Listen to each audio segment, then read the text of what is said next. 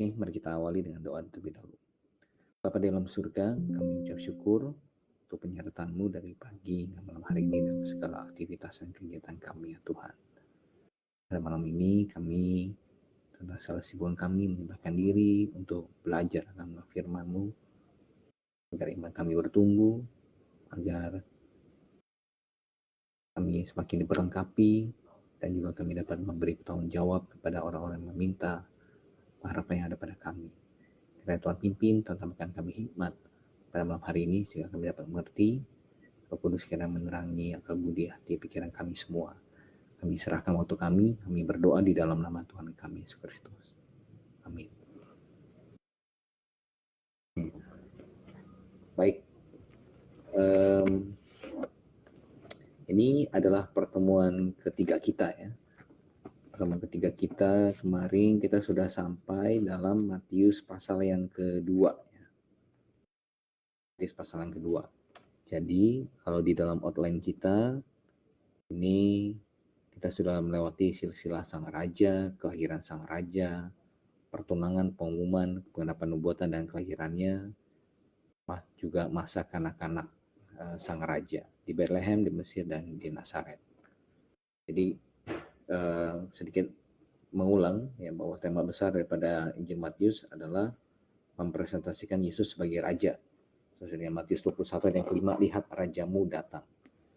Jadi Matius ingin menunjukkan bahwa dari semua orang yang pernah lahir atau hidup dalam dunia ini, yang bisa memenuhi kualifikasi sebagai Mesias haruslah orang Israel, keturunan daripada Abraham, ya harus juga keturunan daripada Daud, karena ia akan mewarisi kerajaan daripada Daud. Kemudian ia dilahirkan dari seorang perawan. Kemudian pada waktu ia lahir akan ada bintang, akan ada pembunuhan bayi-bayi. Kemudian dilahirkan di sebuah kota yang bernama Bethlehem. Dia juga nanti akan dipanggil dari Mesir, dan kemudian akan juga disebut orang Nazaret. Dari semua kandidat-kandidat tersebut yang hanya memenuhi penggenapan daripada nubuatan-nubuatan itu hanya satu, yaitu Yesus dari Nazaret. Jadi ini yang ingin ditunjukkan oleh Matius. Matius ingin menunjukkan kepada orang-orang Yahudi pada zaman itu bahwa ya, Yesus dari Nazaret inilah Mesias atau Raja yang sebenarnya ditunggu-tunggu atau dinanti-nantikan oleh bangsa Israel. Oke. Nah, malam hari ini kita mau masuk ke dalam Matius pasal yang ketiga. Di Matius pasal 3 kita lihat di dalam ayat pertama ya. Kalau di dalam outline kita ini adalah persiapan sang raja. Kemudian kita lihat nomor 1, pendahulu sang raja, pasal 3 ayat 1 sampai dengan pasal 3 ayat yang ke-12. Pendahulu sang raja. Siapa nih pendahulu sang raja? Ini adalah Yohanes Pembaptis. Dikatakan pada ayat 1, pada waktu itu tampillah Yohanes Pembaptis di padang gurun Yudea, memberitakan bertobatlah sebab kerajaan surga sudah dekat. Nah, Matius melanjutkan bahwa pribadi Mesias yang dinantikan yang akan datang itu akan didahului dengan seorang pendahulu, ya, seorang pembuka jalan. Ini adalah nubuatan kalau kita lihat di dalam kitab Maliaki.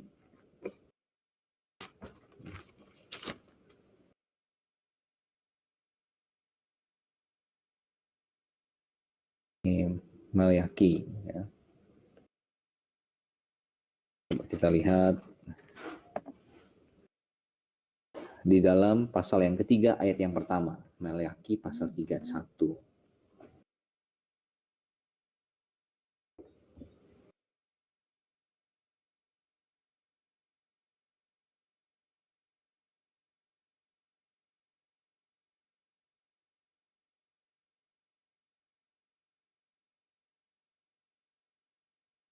Maliaki 3 ayat 1 dikatakan, lihat aku menyuruh utusanku, ya. Aku di sini adalah Tuhan Yehova, menyuruh utusanku supaya ia mempersiapkan jalan di hadapanku. Dengan mendadak Tuhan yang kamu cari itu akan masuk ke baitnya. malaikat perjanjian yang kamu kendaki itu sesungguhnya ia datang, firman Tuhan semesta alam.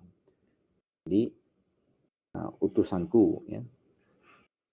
Kalau kita cek dalam King James-nya, kaki 3.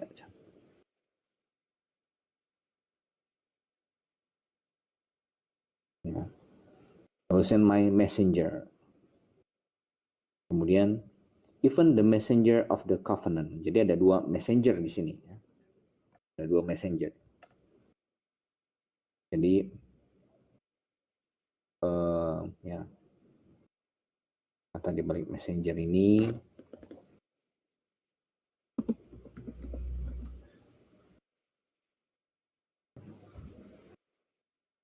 adalah malak, ya. Interlinear.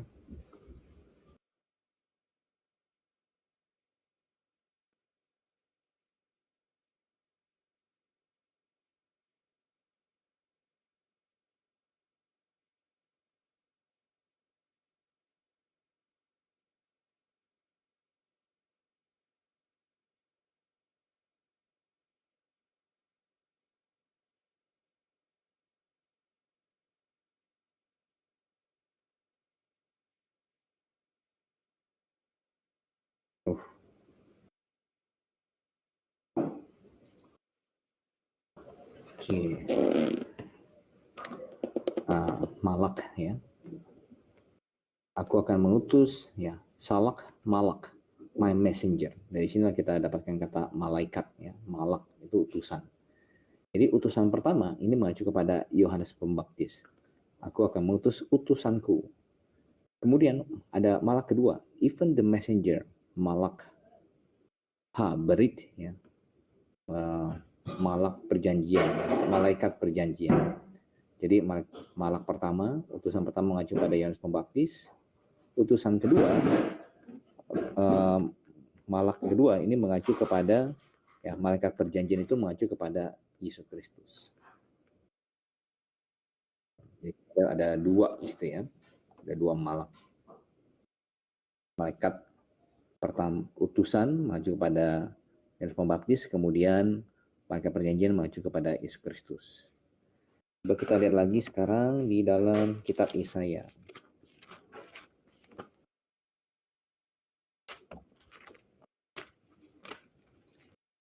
Yesaya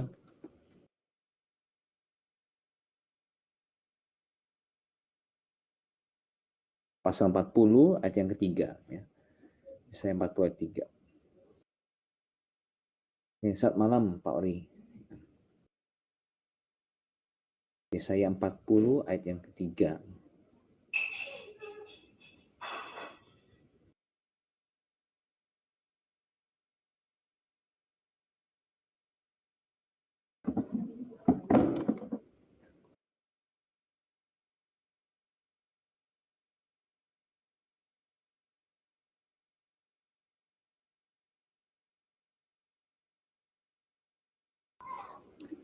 Nah, ini juga ada nubuatan tentang Yohanes Pembaptis.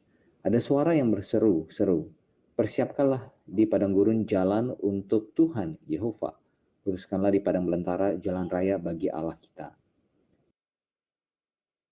Jadi siapa pengenapan daripada nubuat itu adalah Yohanes Pembaptis. Oke, kita kembali dalam Matius pasal yang ketiga, ya. Pendahulu sang raja. Jadi menarik, ya, di sini disebut Yohanes Pembaptis, ya. Kalau di dalam ya Bible Hub-nya, ya.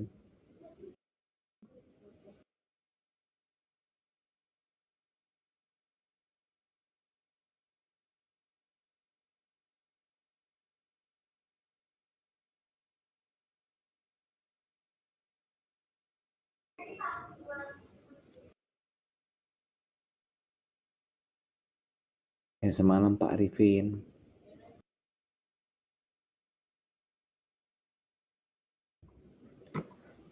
Nah, dalam Matius 31 ini paralelnya, ya.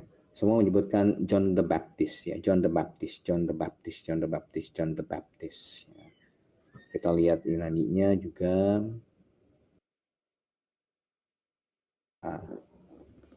Ho Baptistes. Ya.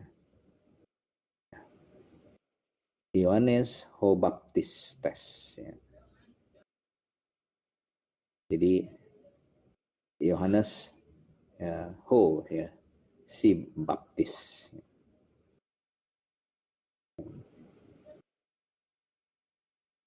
Jadi ya,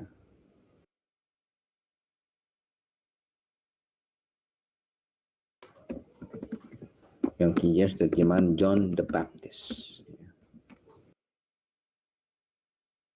Nah, artikel the di sini akan lebih cocok sebenarnya diterjemahkan si ya, atau sang ya.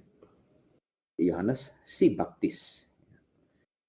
Nah, kemudian oleh LAI terjemahan baru. Kemudian ini ditafsirkan ya, John the Baptist.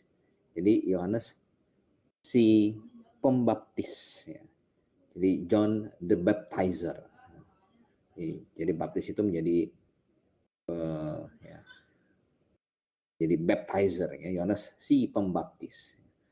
Kalau mau diterjemahkan akan lebih literal apabila diterjemahkan Yohanes si baptis.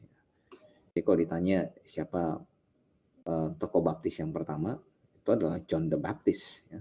Yohanes si baptis. Nah,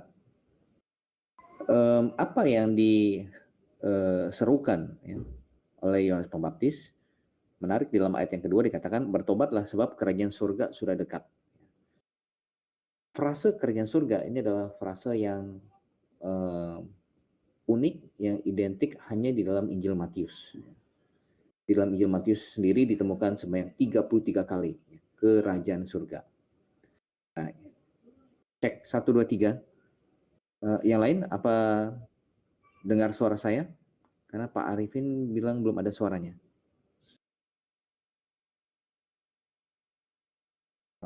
Pak Ori tidak ada masalah. Pak Arifin mungkin jaringan Pak? Ada, kata Pak Freni. Maksudnya ada suaranya ya Pak, bukan ada masalah. Ya.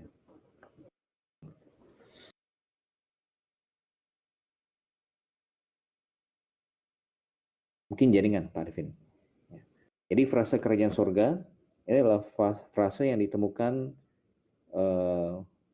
di dalam Injil Matius. Kalau kita bandingkan dalam Injil Markus contohnya,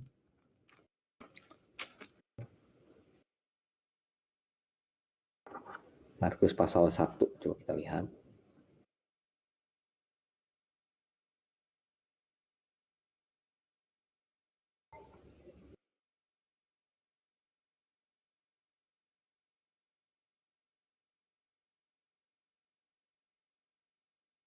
Markus 1, inilah permulaan Injil tentang Yesus Kristus, anak Allah.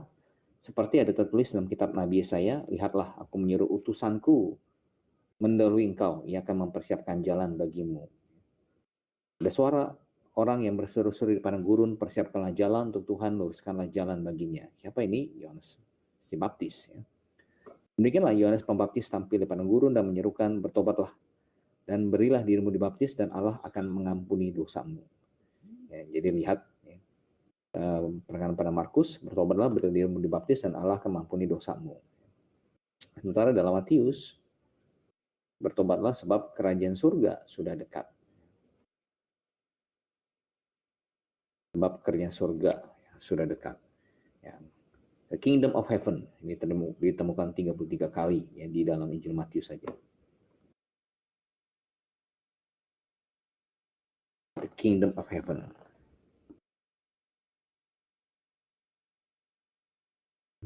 Saya perlu ini. Jadi Kingdom of Heaven, kerajaan surga. Dari mana kita dapatkan istilah kerajaan surga atau Kingdom of Heaven? Ini dari dalam kitab Daniel. Coba kita buka Daniel.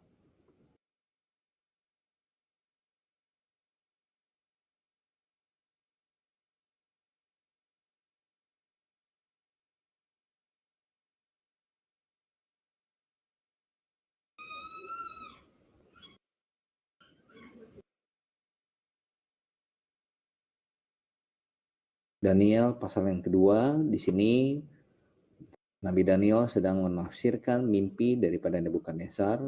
Kemudian dalam tafsirannya itu, pada bagian di mana Nebukadnezar melihat batu yang terguling,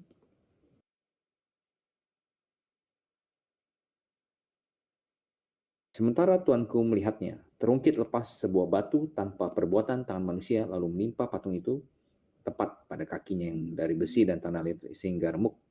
Maka dengan sekaligus diremukkanlah juga besi, tanah liat, tembaga, perak, dan emas, dan semuanya menjadi seperti sekam di tempat pengirikan pada musim panas, lalu angin menghembuskannya, sehingga tidak ada bekas-bekas yang ditemukan. Tetapi batu yang menimpa patung itu menjadi gunung besar yang memenuhi seluruh bumi. Kemudian Daniel menafsirkan mimpinya. Kemudian mulai dari 43, seperti Tuhan kulihat besi bercampur dengan tanah liat, itu berarti mereka akan bercampur oleh perkawinan, tetapi tidak akan merupakan satu kesatuan, seperti besi tidak dapat bercampur dengan tanah liat. Tetapi pada zaman raja-raja, Allah semesta langit akan mendirikan suatu kerajaan yang tidak akan binasa sampai selama-lamanya. Dan kekuasaan tidak akan beralih lagi kepada bangsa lain. Kerajaan itu akan meremukkan segala kerajaan dan menghabisinya, tapi kerajaan itu sendiri akan tetap untuk selama-lamanya. Okay. Jadi pada zaman raja-raja, Allah semesta langit akan mendirikan suatu kerajaan yang tidak akan binasa sampai selama-lamanya. Kita lihat nih, terjemahan King James ya.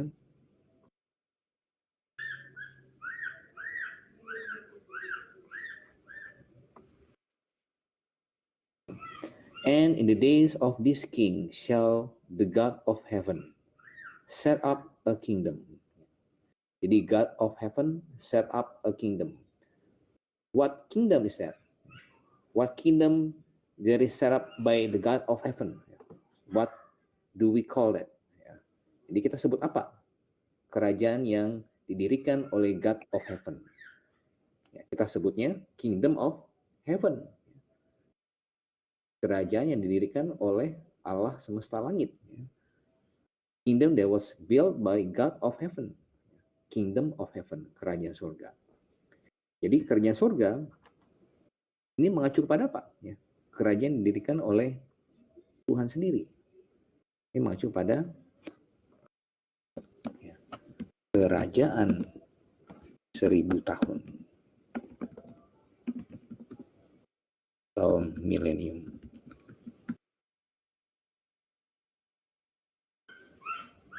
Ya. Jadi kerajaan surga mengacu kepada kerajaan 1000 tahun atau milenium. Kerajaan yang didirikan oleh Allah sendiri. Jadi bukan surga ya, bukan surga Yerusalem surgawi, tetapi kerajaan 1000 tahun, kingdom of heaven. Oke, kita kembali ke dalam Matius. Jadi Yohanes Pembaptis menyerukan pertobatan sebab kerajaan surga sudah dekat. Rajanya sudah datang, yaitu Yesus. Kalau rajanya sudah datang, berarti kerajaannya jelas sudah dekat, mengikuti raja yang sudah datang. Jadi apa yang mau disampaikan oleh Yohanes Pembaptis di sini?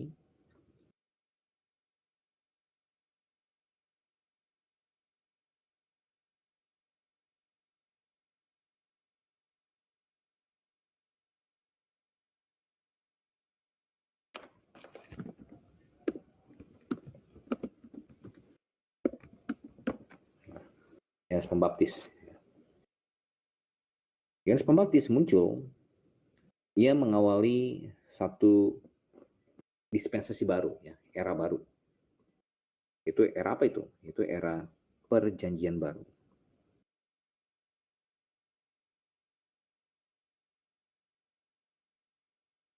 Nah, perlu Anda ketahui bahwa banyak para teolog Protestan, Katolik, memasukkan Yohanes Pembaptis sebagai nabi terakhir dari perjanjian lama. Jadi bagian dari perjanjian lama. Namun kita tidak setuju dengan hal itu karena kita temukan dalam Alkitab bahwa Yohanes Pembaptis adalah justru bisa dikatakan dia mengawali ya perjanjian baru. Coba kita buka dalam Matius pasal yang ke-11.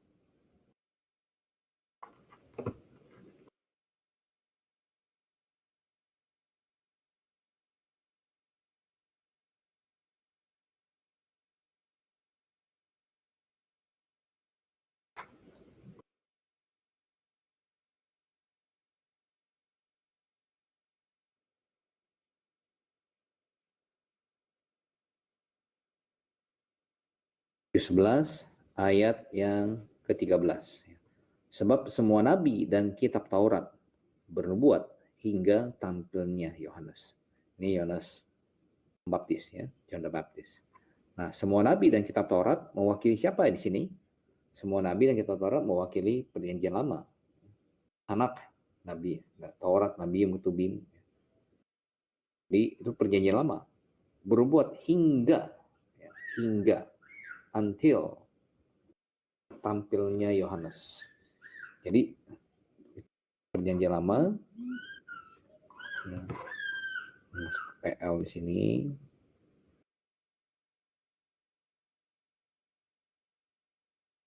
belakang sini ya, bernubuat hingga sampai di sini tampilnya Yohanes Pembaptis. Hingga tampilnya Yohanes Pembaptis. Jadi Yohanes Pembaptis masuk ke dalam perjanjian baru ya. Dia tidak masuk ke dalam perjanjian lama. Dia bukan nabi terakhir dalam perjanjian lama. Ya, dia justru pembuka jalan bagi Mesias ya.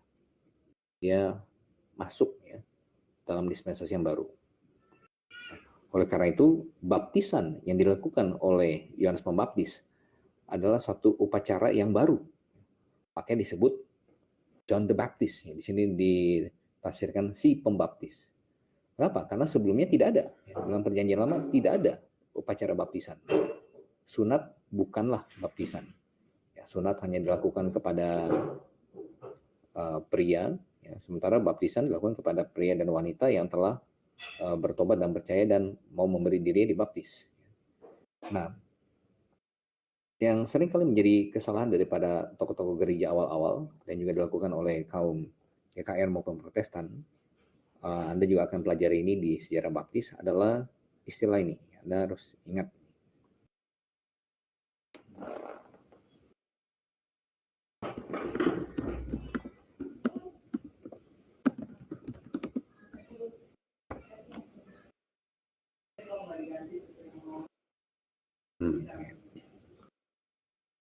Bungkus PB dengan PL. Nah, ini adalah kesalahan para patristik gereja di awal-awal yang akhirnya dibawa ya, oleh Martin Luther dan Zwingli, Calvin ya, ketika mereka keluar dari Katolik. Mereka berusaha untuk membungkus PB dengan PL. Jadi mereka menganggap bahwa ya, kalau dulu di dalam PL ya, itu Allah memakai Israel, ya sekarang Israel ya, yang digantikan oleh gereja. Jadi gereja hari ini adalah Israel rohani. Jadi ini teologi ini disebut dengan istilah replacement theology.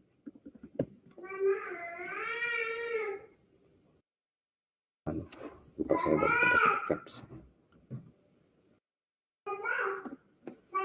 Ya, replacement theology, di mana gereja mereplace pada tempat Israel.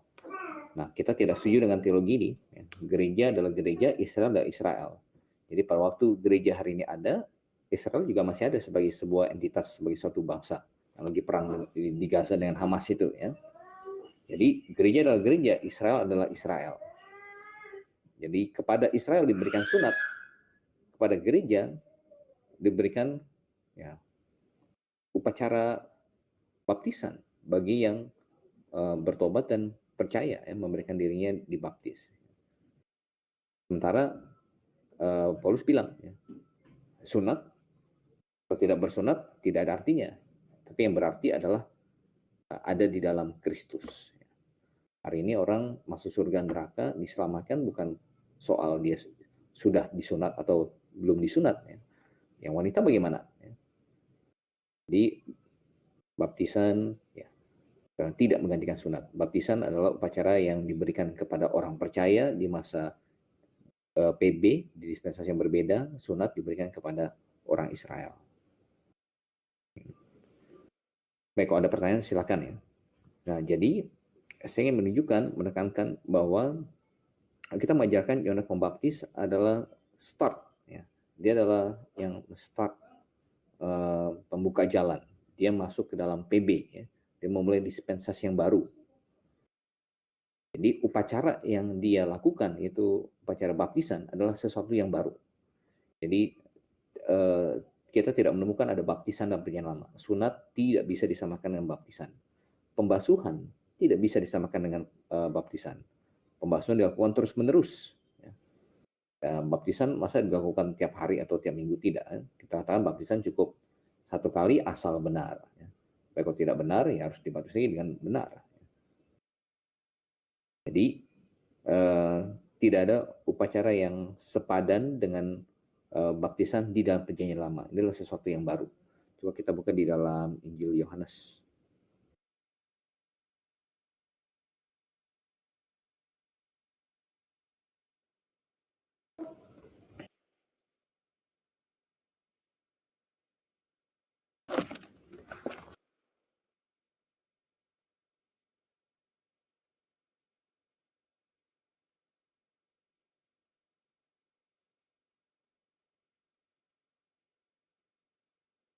Yohanes 1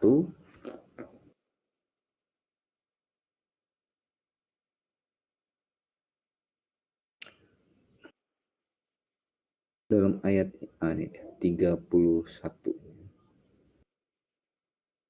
Dan aku sendiri pun mula-mula tidak mengenali, tetapi untuk itulah aku datang dan membaptis dengan air, supaya ia dinyatakan kepada Israel. Jadi Yohanes datang dikatakan dan membaptis dengan air.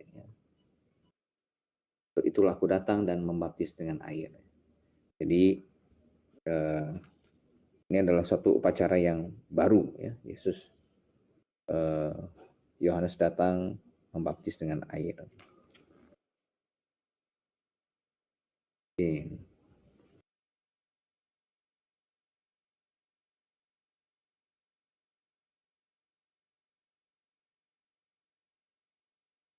Kita kembali ke dalam Matius.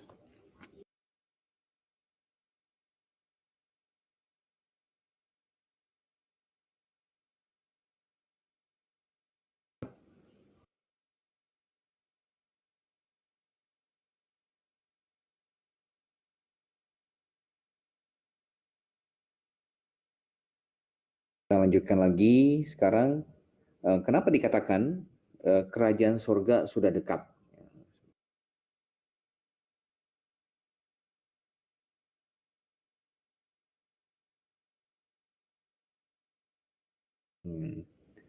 Nah, kenapa dikatakan kerajaan surga sudah dekat? Lihat di sini. Jadi ingat, kerajaan surga itu secara konsisten mengacu kepada kerajaan 1000 tahun. Yohanes Pembaptis datang, dia memberitakan bertobatlah. Kemudian kalau di dalam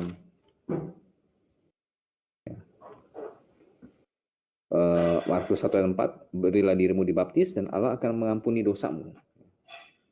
Kemudian dalam Injil Yohanes pasal 1 ayat 29 yang merujuk kepada Yesus Kristus, lihatlah anak domba Allah yang menghapus dosa dunia. Jadi Yohanes memberitakan tentang Yesus dan Nazaret sebagai Mesias. Jadi dengan harapan apa? Dengan harapan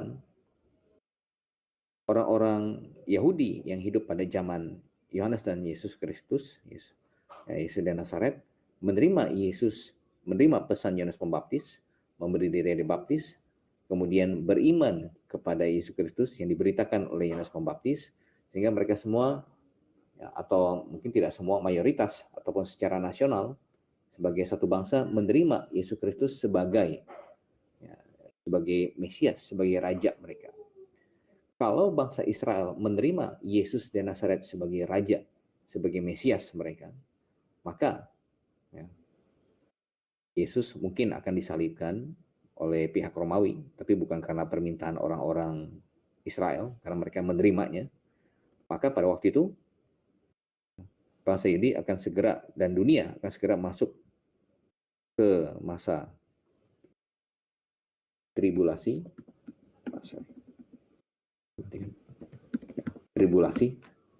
selama 7 tahun, dan setelah tribulasi 7 tahun, maka akan segera langsung masuk ke dalam kerajaan 1000 tahun atau milenium atau kerajaan surga.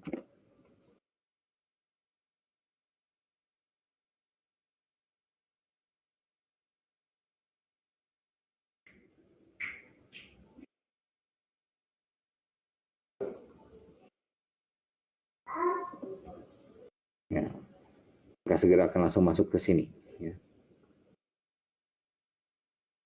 Jadi kalau Israel terima pemberitaan Yohanes Pembaptis, menerima Yesus sebagai Raja dan Mesias mereka, kemudian maka Israel diserahkan oleh bangsa Romawi, kan segera akan langsung masuk ke tribulasi dan akan langsung masuk ke dalam kerajaan surga atau kerajaan 1000 tahun. Ya. Bertobatlah, sebab kerajaan surga sudah dekat. Jadi, di mana kita? Tidak ada kita. Ya. Kita kan ada di sini. Kita ini di masa perantara. Kita ada di sini. Zaman gereja. Ya.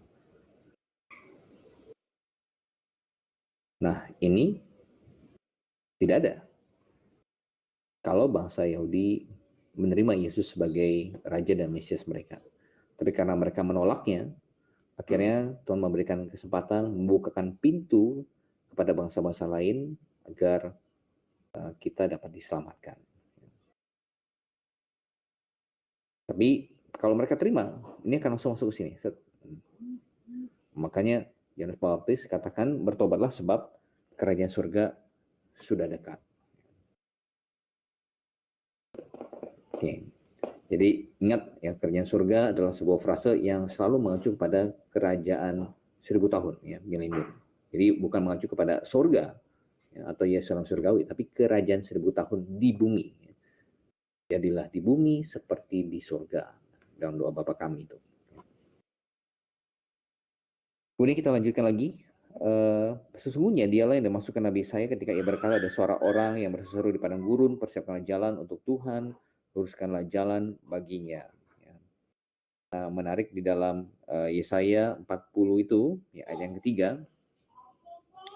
Tadi kita sudah baca ya. Kita lihat lagi. Oke, baik Pak Ripin. Di jaringan mungkin Pak.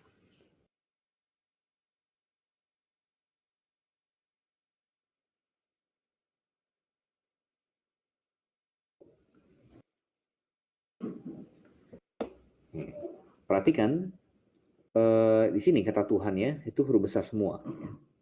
Ini adalah Yehova. Ya. Kalau Anda menemukan dalam LAI, Tuhan huruf besar semua adalah Yehova. Persiapkanlah di padang gurun jalan untuk Tuhan. Kemudian dalam Matius pasal 3, ya, Matius dengan jelas menggambarkan bahwa itu adalah pengenapan nubuatan untuk Yohanes Pembaptis yang digenapi ketika ia berseru-seru untuk memberikan jalan bagi Yesus, ya, memberikan jalan untuk Tuhan. Jadi Tuhannya mana yang diacu? Ini adalah Yesus Kristus. Ya. Jadi ingat di dalam Yesaya Tuhan di sini huruf besar semua, ya, Yehova. Jadi ini menguatkan argumen kita bahwa Yesus Kristus, Yesus Nazaret adalah Yehova. Jadi ini mengcounter akan pandangan daripada saksi Yehova yang tidak percaya bahwa Yehuwa itu adalah Yesus Kristus. Yehuwa itu mengacu kepada Allah Bapa, Yesus Kristus tidak bisa disebut Yehuwa. Karena itu keliru. Ya. Yehova adalah sebutan untuk Allah Tritunggal. Allah Bapa, Yesus Kristus, dan juga Roh Kudus. Persiapan jalan untuk Yehova. Siapa Yehova yang dimaksud? Itu adalah Yesus Kristus.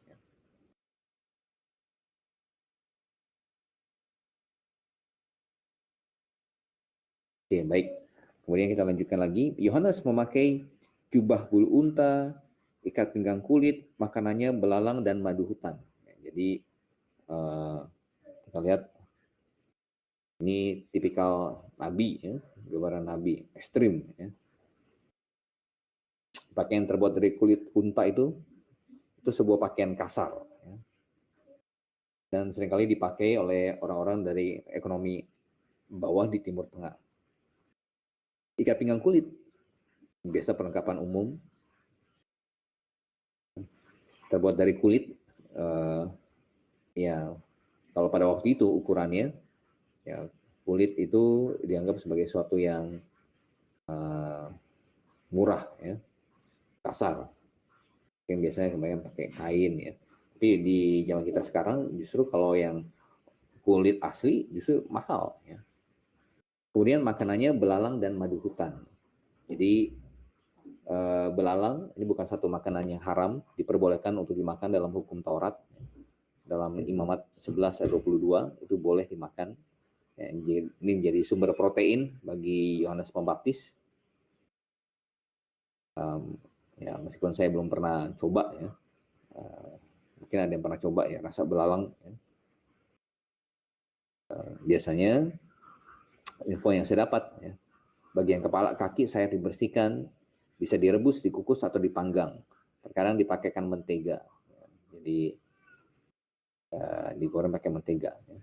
Bisa dimakan mentah, dikeringkan atau diasinkan.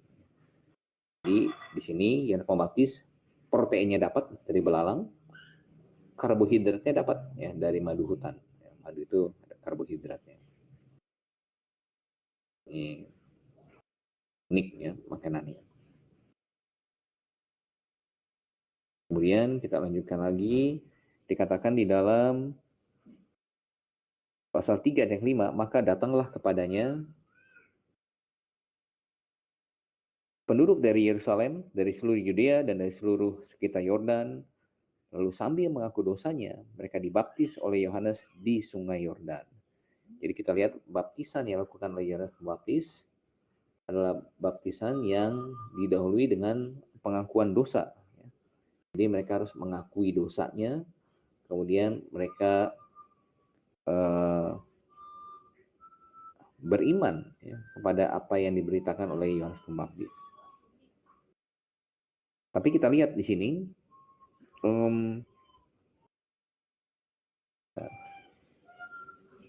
dikatakan maka datanglah kepadanya penduduk dari Yerusalem, dari seluruh Yudea dan dari seluruh daerah sekitar Yordan, lalu sambil mengaku dosanya mereka dibaptis, ya, oleh Yohanes di sungai Yordan. Nah, banyak orang pada itu datang, ya. Dikatakan dari seluruh Yudea, Yerusalem, dan dari seluruh daerah sekitar Yordan. Mengapa animonya begitu tinggi? Ingat, sebelum dari Maleaki, ya, itu nabi terakhir dalam perjanjian lama, bukan Yohanes Pembaptis, yang masuk ke dalam era dispensasi perjanjian baru. Nah, dari Maleaki sampai kemunculan Yohanes Pembaptis, dari PL, Maleaki misalnya di sini, sampai munculnya Yohanes Pembaptis, itu ada kurang lebih kurun waktu sekitar sini, ya.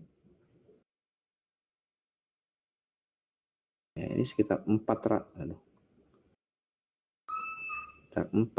tahun. 400 tahun. The silent years. Di mana Allah tidak turunkan wahyu. Jadi bangsa Israel tidak ada nabi muncul. Kemudian ya tidak ada wahyu berarti tidak ada nabi. Kalau tidak ada wahyu ada nabi berarti itu nabi palsu. Tidak ada wahyu, tidak ada nabi, mereka semua menanti-nanti. Kok nggak ada firman Tuhan lagi ya? Nggak ada muncul nabi. Sehingga di 400 tahun masa keheningan itu ada sebuah pengharapan, ekspektasi yang sangat tinggi akan kemunculan Mesias. Jadi apa Mesias akan muncul? Karena 400 tahun tidak ada wahyu dari Tuhan, tidak ada nabi muncul, sehingga ekspektasi mereka akan kehadiran Mesias sangat tinggi pada waktu. Sampai tiba-tiba setelah 400 tahun tidak ada muncul nabi, tiba-tiba muncullah Yohanes Pembaptis di padang gurun dengan berpakaian kulit unta, kemudian makan belalang, madu hutan, ya. Selama 400 tahun akhirnya muncul ya nabi, ya. Akhirnya ada wahyu, ya, Yohanes Pembaptis. Jadi bangsa Israel pada waktu itu memiliki animo yang sangat tinggi, ya. Apa ini, ya? Ada apa nih? Ya, pesan apa yang mau disampaikan pada kita? Apalagi dengan satu upacara yang baru, yaitu baptisan, ya. Apa ini? Ya? Sehingga mereka semua sangat, ya, ini sesuatu yang baru, ya. Mereka semua sangat ini tertarik untuk datang, ingin tahu. Namun sebenarnya bahwa ya baptisan adalah upacara yang baru. Tetapi apa yang mau digambarkan oleh baptisan bukanlah sesuatu yang baru. Nah, ini penting. Ya. Apa yang mau digambarkan oleh baptisan? Ya. Baptisan itu menggambarkan apa? Ya. Coba kita lihat di dalam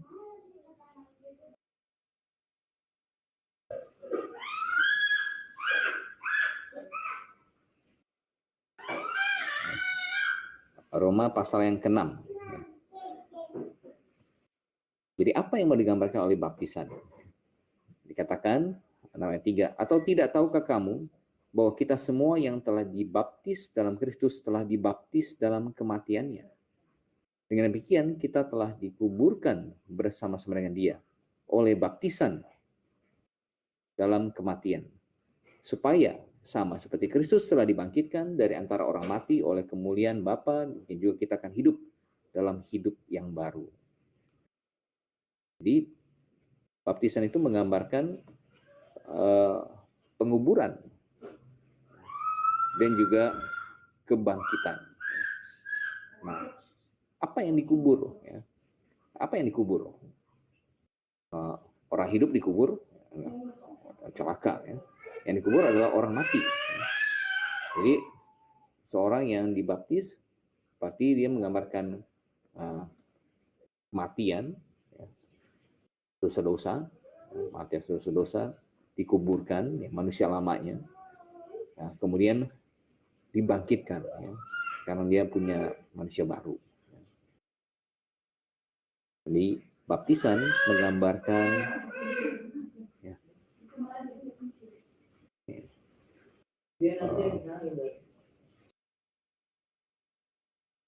apa yang mau digambarkan oleh baptisan, ya? Baptisan menggambarkan Injil. Baptisan menggambarkan Injil. Ya. Mati bersama Kristus, dikuburkan dan dibangkitkan, ya, menggambarkan Injil. Upacara baptisan sendiri adalah sesuatu yang baru, ya, khas dalam dispensasi perjanjian baru. Tetapi Injil ini sendiri, ini bukanlah sesuatu yang baru. Ini sudah Tuhan sudah beritakan lama-lama, ya, sebelumnya. Mulai dari zaman Adam dan Hawa, ketika mereka berdosa, mereka membuat pakaian dari dari daun pohon ara, itu tidak bisa menutupi ketelanjangan mereka. Akhirnya Tuhan mengorbankan ya, seekor binatang yang tidak bersalah untuk diambil kulitnya untuk menutupi ketelanjangan mereka. Nah, ini adalah gambaran Injil. Jadi Tuhan mau ajarkan kepada manusia, kepada Adam dan Hawa, juga kepada kita semua. Ibrani pasal 9 ayat 22. Tanpa penumpahan darah tidak ada pengampunan. Akibat kalian berdosa, Adam dan Hawa, ada korban yang tidak bersalah yang darahnya harus tertumpah untuk diambil kulitnya, dijadikan baju untuk menutupi ketelanjangan kalian. Gara-gara kalian ada korban yang tidak bersalah yang darahnya tertumpah, yang harus tertumpah. Dan ini juga diulangi terus-menerus ya di dalam upacara persembahan korban. Mulai dari zamannya ya Kain, Habel, Nuh, Abraham mempersembahkan korban, bangsa Israel mempersembahkan korban. Prinsipnya sama ya.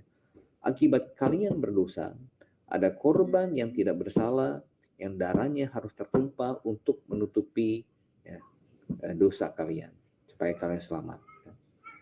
Kemudian pada waktu Israel mau dibawa keluar dari Mesir ya, supaya mereka tidak mati, mereka harus mengambil seekor domba, kemudian diambil hisop, dicelupkan ke dalam darah domba itu, dioleskan ke ambang pintu kiri kanan dan atas ya. Prinsip sama ya. Kalian bisa selamat karena ada korban yang tidak bersalah yang darahnya tertumpah, itu anak domba itu. Satu keluarga selamat. Mungkin juga akhirnya pada waktu zaman Israel, kalau Israel berdosa, maka Israel harus datang kepada imam membawa persembahan korban ya. Kemudian persembahan itu ditaruh di sebuah mesbah di dalam kemah suci atau bait suci. Kemudian imam akan menyembelih domba itu, darahnya tertumpah. Kemudian sambil menekan kepalanya, mengakui dosa Israel, ya, kemudian ya, memintakan ampun kepada Tuhan. Jadi akibat kalian yang berdosa, ya, Israel, satu bangsa yang berdosa, ada korban yang tidak bersalah yang darahnya harus tertumpah gara-gara kalian. Ya. Jadi sekarang satu domba atau satu korban untuk sebuah bangsa. Kemudian pada zaman Yesus Kristus, ya, Yohanes Pembaptis bilang, lihatlah anak domba Allah yang menghapus dosa dunia. Jadi akibat ya, kalau dosa kita mau diampuni ya, akibat dosa kita ada satu korban yang tidak bersalah yang darahnya harus tertumpah untuk ya, menggantikan kita ya, untuk menyelamatkan kita. Tapi kalau di sini ya, Israel ya, satu domba. Kalau dalam perjanjian lama satu domba untuk satu keluarga ya di Mesir. Kemudian di sini satu domba atau satu lembu untuk satu bangsa. Tapi Yesus Kristus dia adalah anak domba Allah, ya. Satu anak domba Allah untuk satu dunia. Jadi barang siapa yang ingin dosanya diampuni, diselamatkan, maka ia harus mengaminkan, mengakui dirinya orang berdosa dan mengaminkan Yesus telah dihukumkan menggantikan dia dihukum. Darahnya tertumpah ya, bagi kita. Jadi anak domba Allah yang menghapus dosa dunia. Jadi Injil adalah sesuatu yang terus-menerus Tuhan ulangi semenjak zamannya Adam dan Hawa. Yang digambarkan dengan berbagai macam hal. Digambarkan dengan persembahan korban ini, digambarkan dengan pakaian yang terbuat dari kulit, digambarkan dengan olesan darah anak domba di ambang pintu kiri kanan atas itu, ya.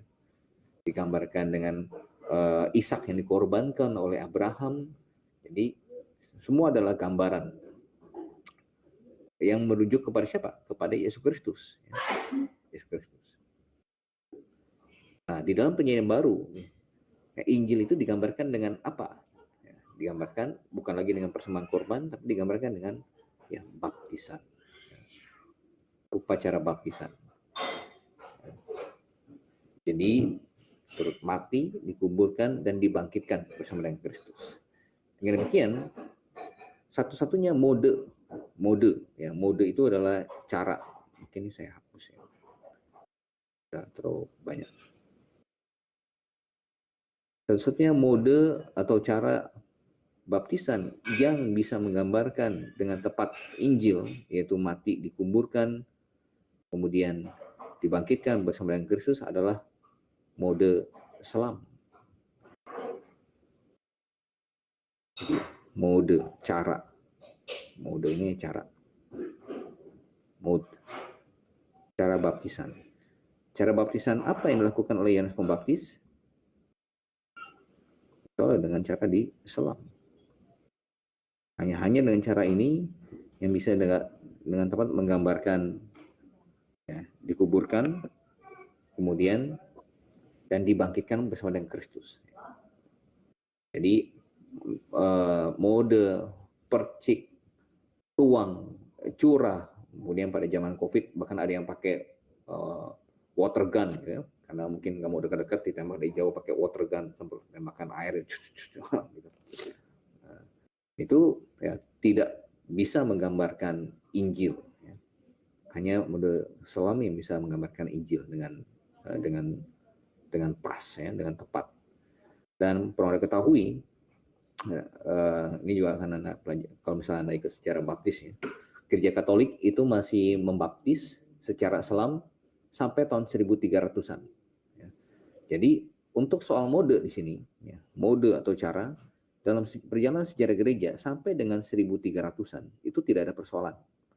Karena hanya ada satu mode pada waktu itu. Apa itu? Itu selam. Termasuk GKI. Sampai dengan 1300-an.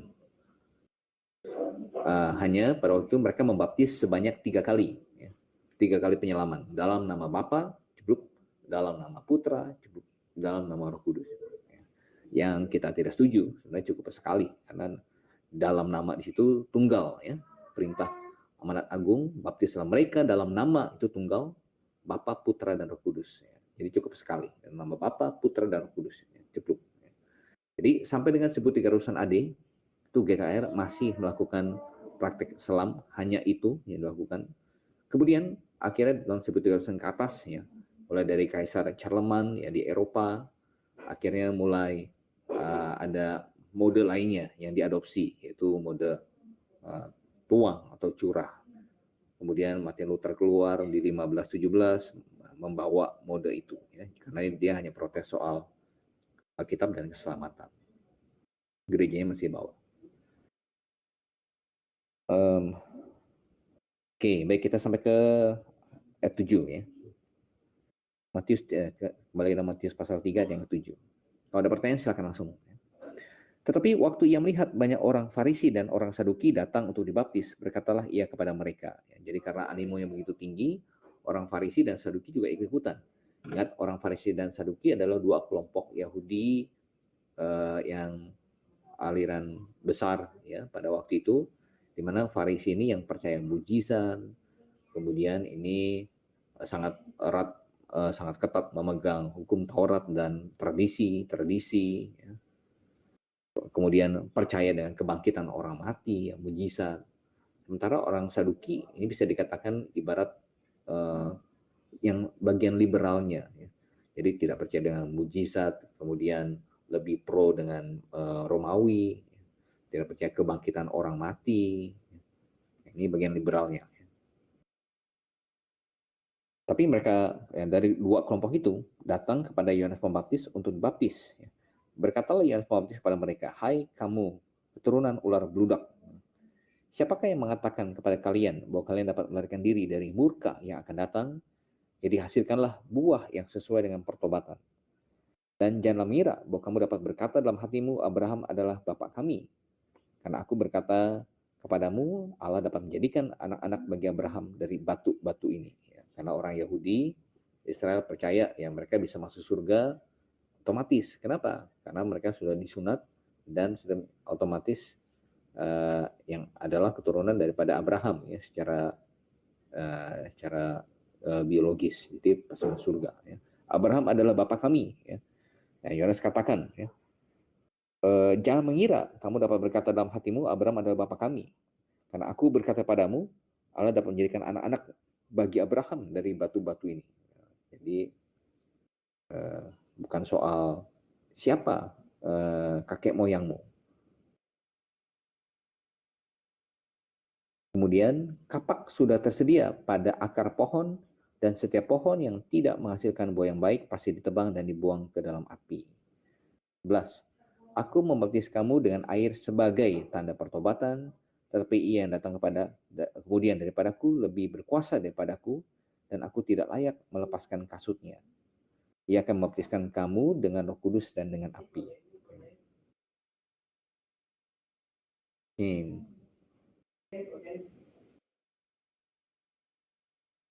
Nah, kita lihat di sini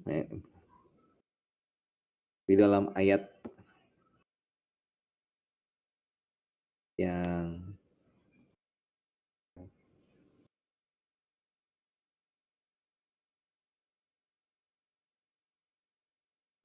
lihat yang 11 ya. Dikatakan situ, aku membaptis kamu dengan air, ya. Dengan air.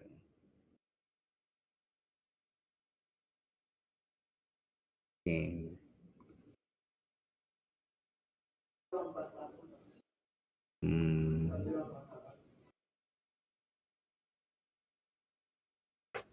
Saya akan berfokus di situ dulu.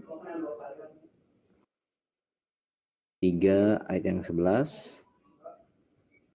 Aku membaptis kamu dengan air, ya, sebagai tanda pertobatan.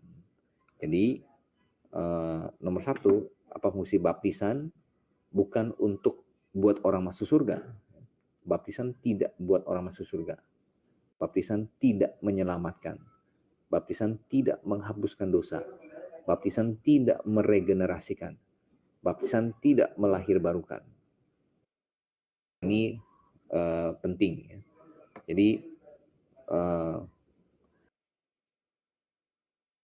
meskipun saya sendiri gembala dari gereja Baptis, ya, saya orang Baptis, tapi kami percaya bahwa baptisan tidak buat orang masuk surga. Baptisan penting, tapi bukan untuk masuk surga. Baptisan dikatakan di dalam Alkitab itu sebagai apa? Tanda pertobatan, tanda orang yang sudah bertobat. Tanda orang yang sudah bertobat. Bukan yang buat orang bertobat atau bukan yang buat orang masuk surga, ya. Tapi tanda pertobatan.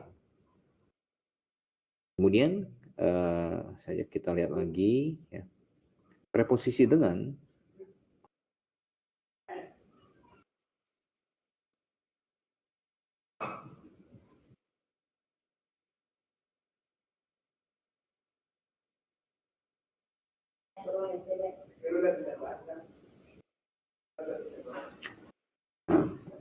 preposisi dengan, ya.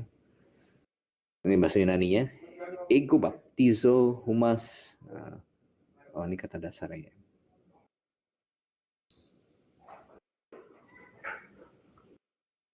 Mana dia?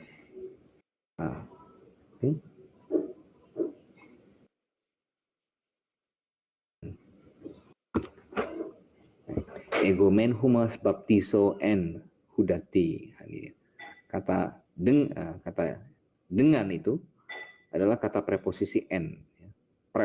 Preposisi ke depan en. Jadi en nggak di situ gimana? Ya. Nah, n, ya. N itu ya in, ya, in, ya, in, n,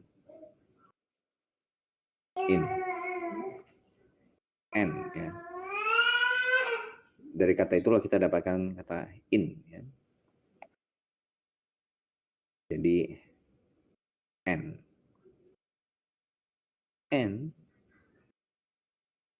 bisa diterjemahkan in, ya. In. Jadi Matius 3:11 itu, aku membaptis kamu dalam air, ya, sebagai tanda pertobatan, dalam air.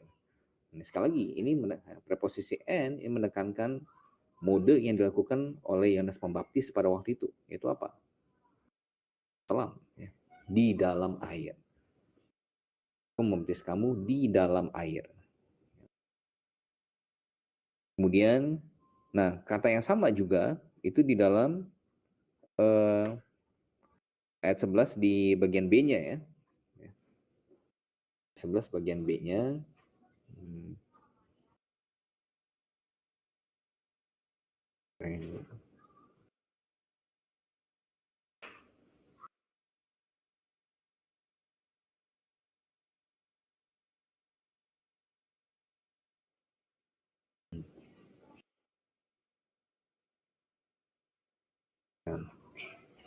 Dia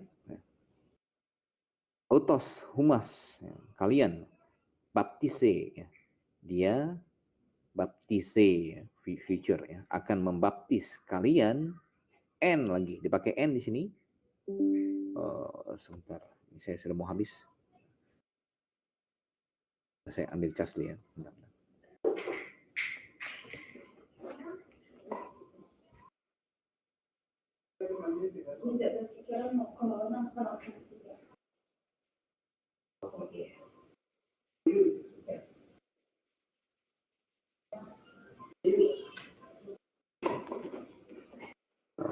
Saya sudah mau habis sebentar. Saya cas.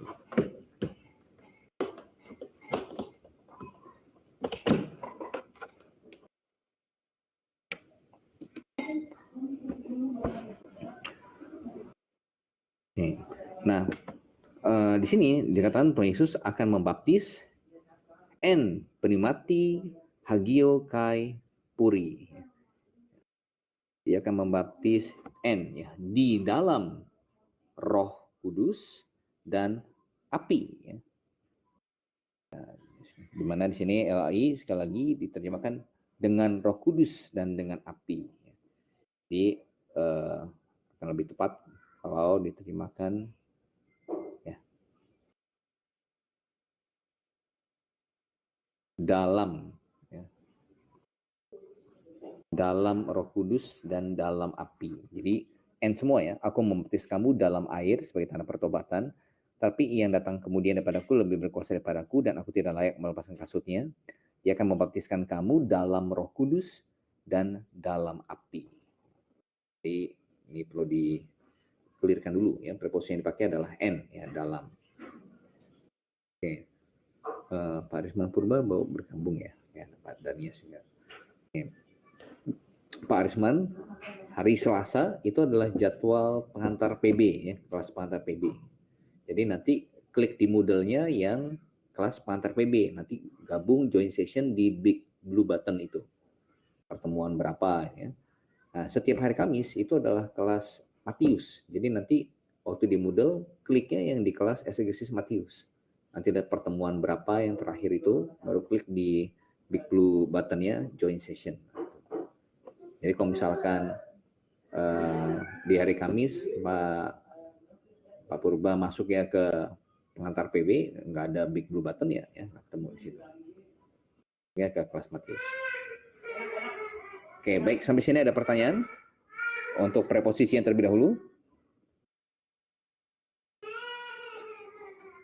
Oke, nah kalau tidak ada, kita kembali, ya. Di sini coba kita lihat.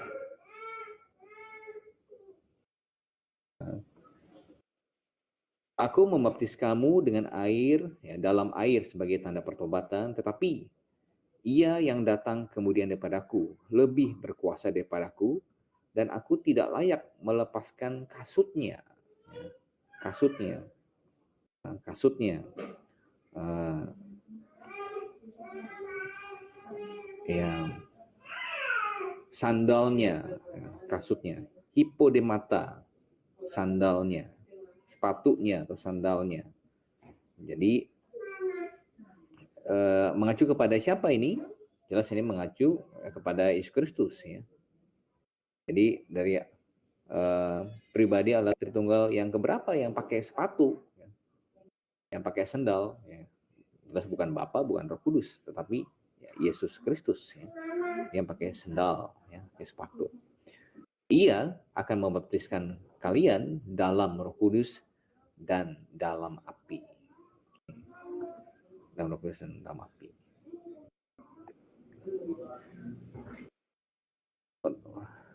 Untuk pernyataan baptisan dengan air dan api maksudnya bagaimana, Pak? Oke, pertanyaan bagus, ya, bagus, ya.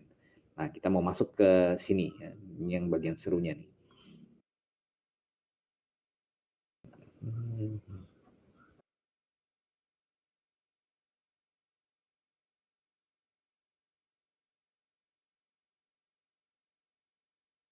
Saya ada tabelnya nggak di sini, ya?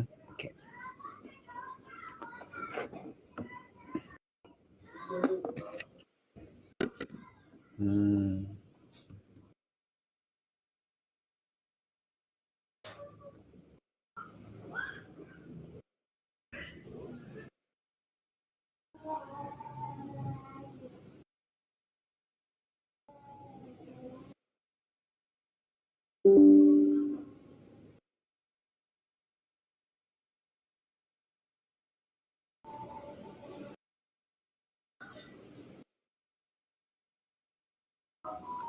Oke,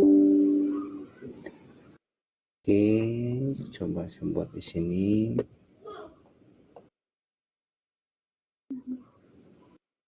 Oh, nggak bisa kok copas di sini ya.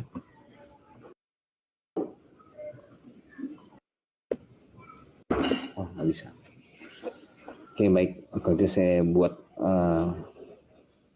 apa nih? Ini kotak bukan?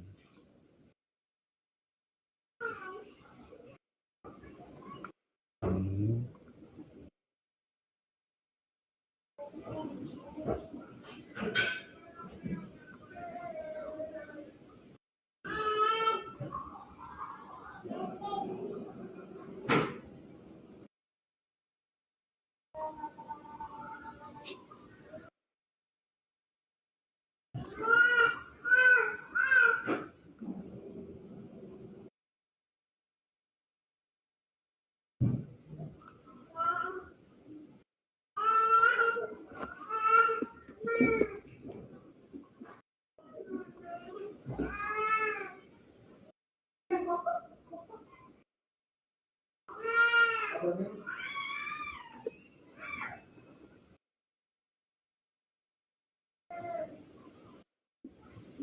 Oke.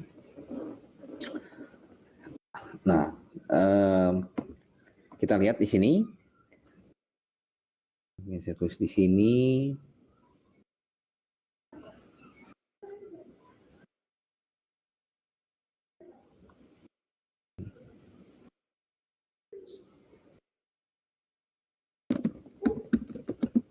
Ayo.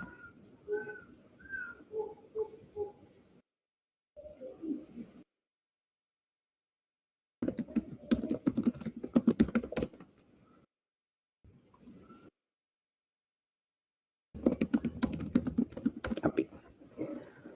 Nah, kita lihat ada 3 baptisan ya, dalam ayat ini. Ya. Aku membaptis kamu dalam air, kata Yohanes Pembaptis, tetapi dia yang akan datang kepadaku, yang akan datang daripadaku, yang mana aku tidak layak melepaskan kasutnya, ia akan membaptiskan kamu dalam Roh Kudus dan dalam api. Jadi kita lihat ada baptisan air, garis, ada baptisan Roh Kudus, dan ada baptisan api.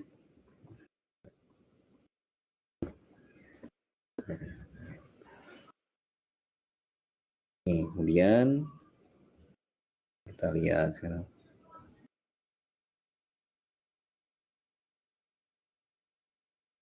Mulai dari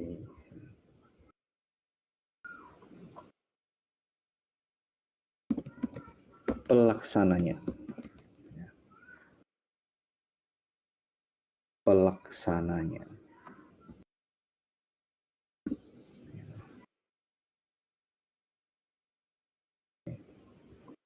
Siapa yang membaptis dengan air? Ya, aku membaptis kamu dengan air. Ini adalah Yohanes Pembaptis.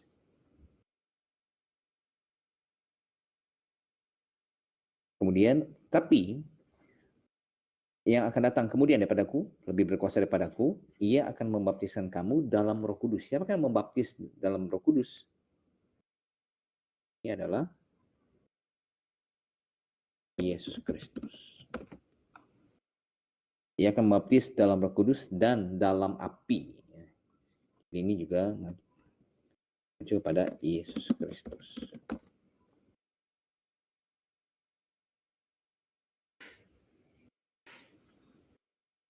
Kemudian kita lihat yang kedua di sini, elemennya. Baptisan air, elemennya apa? Air.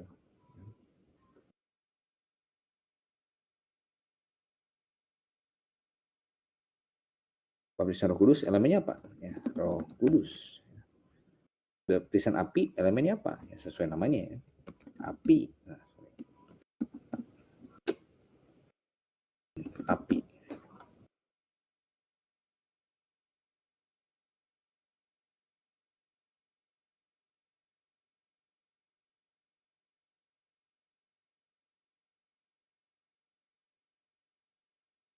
Hmm.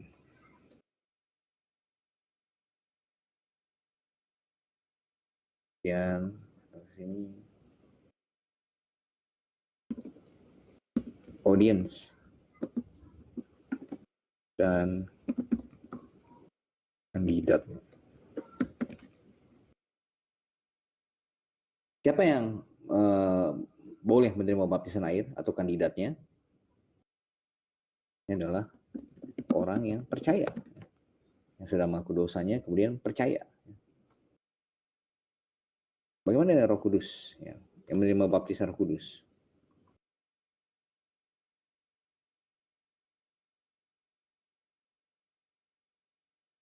Nah, ini juga orang percaya.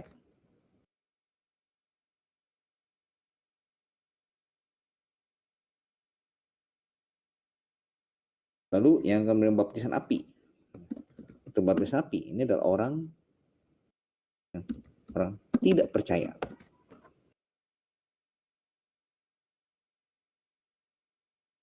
Orang yang tidak percaya.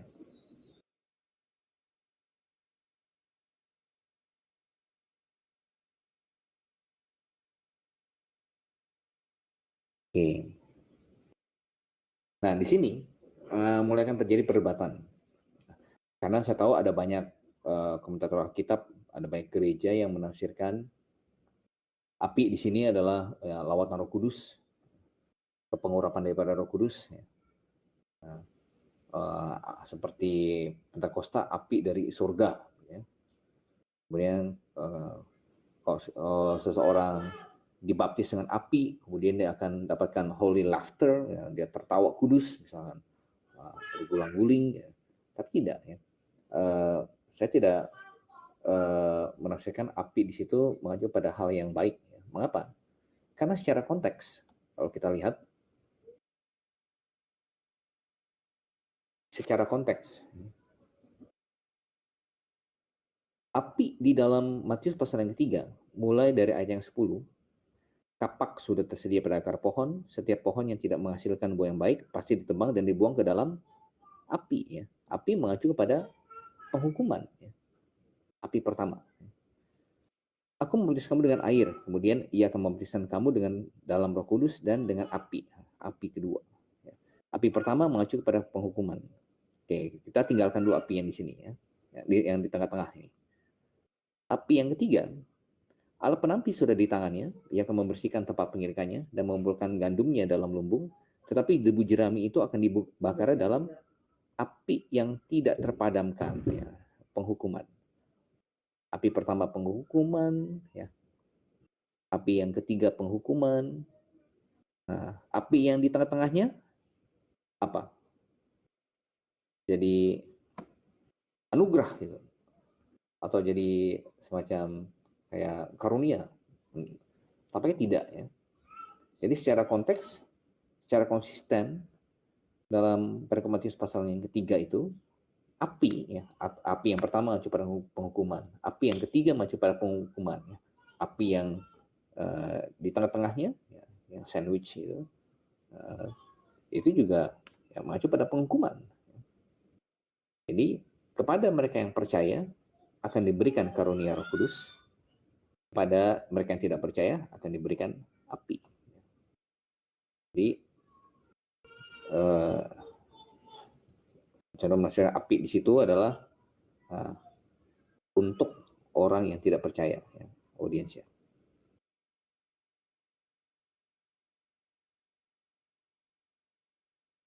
Kemudian kita lanjutkan. Pada pertanyaan boleh langsung tanya. Waktu. Kapan orang dapatkan baptisan air? Ini dikatakan, lalu sambil mengaku dosanya mereka dibaptis oleh Yohanes. Jadi setelah mengakui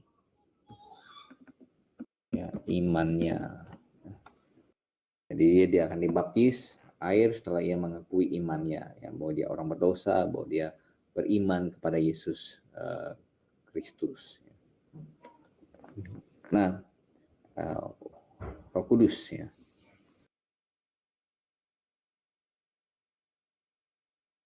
Oke. Kapan seorang dapatkan baptisan Roh Kudus? Ya.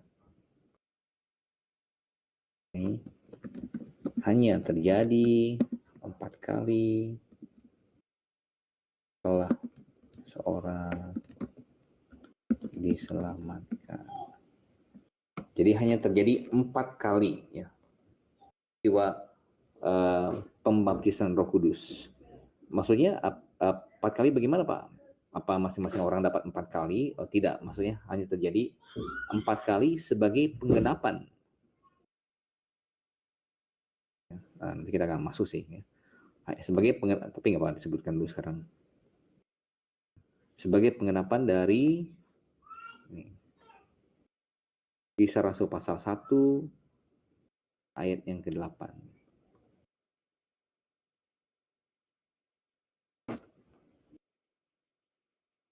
Tetapi kamu akan menerima kuasa kalau Roh Kudus turun ya, ke atas kamu, dan kamu akan menjadi saksiku di Yerusalem, kemudian yang pertama di seluruh Yudea, yang kedua di rumah Cornelius, di Samaria, hasil penginjilan daripada Filipus, sampai ke ujung bumi. Jadi hanya terjadi 4 kali ya. Yang semua terjadi di periode abad pertama. Jadi, apa maksudnya pembaptisan Roh Kudus ya? Roh Kudus turun ke atas kamu. Jadi Roh Kudus turun ke atas kamu.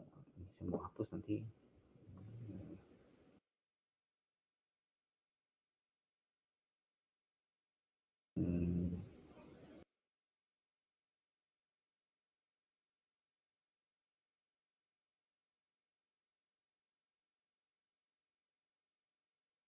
Ada whiteboard lagi nggak ya?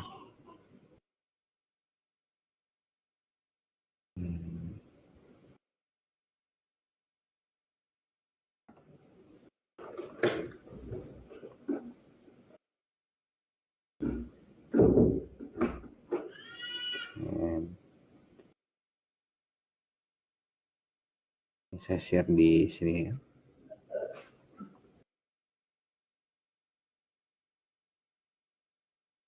Nah, apa maksud membaptis Roh Kudus ya? Roh Kudus turun atas kamu.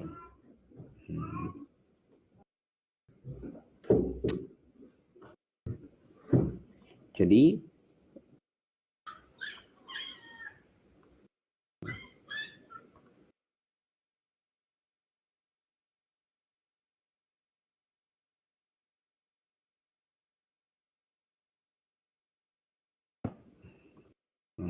agak repot ya. Di sini aja. Buat di sini aja.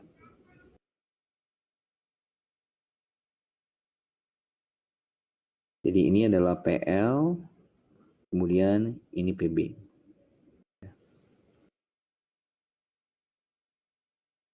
Nah, cara kerja Roh Kudus berbeda di PL dengan di PB. Coba kita buka di dalam Yohanes.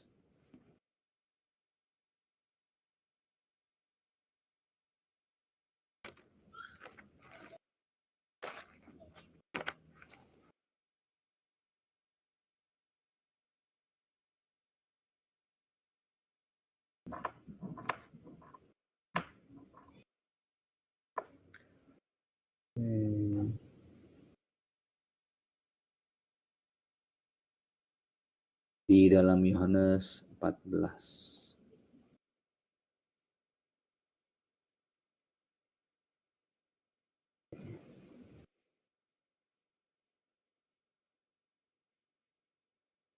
Oke. Yohanes 14 dalam ayat yang ke-16. Aku akan minta kepada Bapa, dan ia akan memberikan kepadamu seorang penolong yang lain, supaya ia menyertai kamu selama-lamanya. Jadi selama-lamanya. Siapa ini? Ini adalah pribadi Roh Kudus, yaitu Roh kebenaran. Roh Kudus ya. Roh kebenaran. Oke. Kemudian dikatakan, tetapi kamu, dunia tidak menerima dia, sebab dunia tidak melihat dia dan tidak mengenal dia, tetapi kamu mengenal dia, sebab ia menyertai kamu dan akan diam di dalam kamu, ya. Akan diam di dalam kamu. Jadi kita lihat akan diam di dalam kamu. Akan, ya, feature di sini. Jadi pada waktu pelayanan Tuhan Yesus, Roh Kudus sudah berdiam dalam diri orang percaya belum? Belum. Ya. Oleh karena itu Tuhan Yesus katakan lebih baik aku pergi kepada Bapa, ya, supaya Roh Kudus bisa tinggal, ya, dalam kamu. Ya. Jadi di dalam PL itu tidak ada istilah Roh Kudus tinggal, ya, dalam diri orang-orang kudus PL. Jadi regenerasi, kelahiran daripada Roh Kudus, kelahiran kembali daripada Roh, itu tidak dikenal oleh orang-orang kudus PL. Jadi istilah regenerasi atau dilahirkan kembali, lahir baru, itu adalah istilah terminologi untuk PB, ya, perjanjian baru, orang percaya PB. Dilahirkan kembali, lahir baru.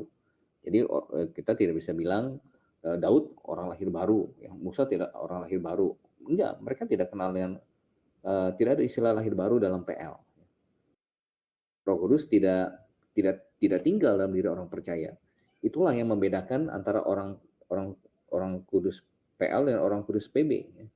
Kalau kita baca di dalam Alkitab dalam PL, ya, ya mungkin kalau kita baca dalam mulai dari zaman raja-raja, ya, lihat bagaimana Daud, ya, kita percaya Daud adalah orang percaya, ya, masuk surga. Justru nanti dia akan menjadi raja yang mewakili Yesus dalam kerajaan 1000 tahun. Nah, tapi kita baca bagaimana Daud dalam perjanjian lama bisa pada waktu ia berperang dengan Goliat, ya, melawan Goliat kalah, kaki, ya, ketancap batu umban itu. Kemudian apa yang dilakukan oleh Daud? Ya? Daud memenggal, ya, kepala Goliat. Bayangkan, memenggal kepala raksasa. Ya. Saya tidak bisa bayangkan ada orang percaya PB hari ini yang bisa melakukan hal itu, ya. Memenggal kepala orang. Kenapa? Ya, perbedaannya adalah orang percaya PB hari ini didiami oleh Roh Kudus. Orang kudus percaya PL pada waktu itu ya tidak didiami oleh Roh Kudus. Kemudian kita baca lagi ketika Saul minta mahar, ya, mau nikahkan anaknya dengan Daud. Ya. Berapa kulit katan yang Daud serahkan sebagai maharnya itu? 400 kulit katan. Ya. 400 ya, kulit burung laki-laki gitu, ya. Nah, saya bisa bayangkan entah 400 itu dimatikan dulu, kemudian baru dikuliti, diambil itunya, atau kemudian ditangkapin, kemudian dikuliti hidup-hidup. Wah, itu saya tidak bisa bayangkan. Gitu. Itu bisa dilakukan seperti itu. Kan belum ada bius, ya, pada waktu itu.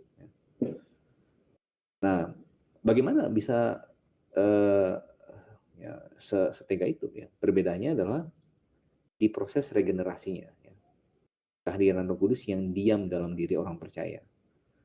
Nah, itu tidak terjadi dalam PL. Makanya di dalam PB, salah satu indikasi PB adalah rohku akan diam, ya, dalam diri orang percaya. Coba kita buka dalam Yeremia 31.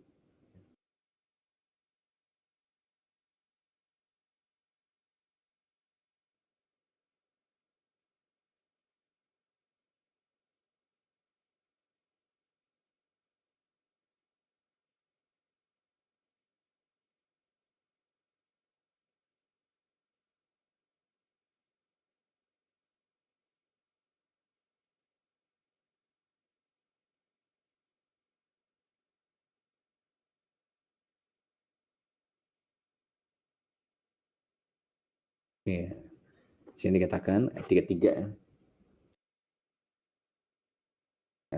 Mungkin ada 31.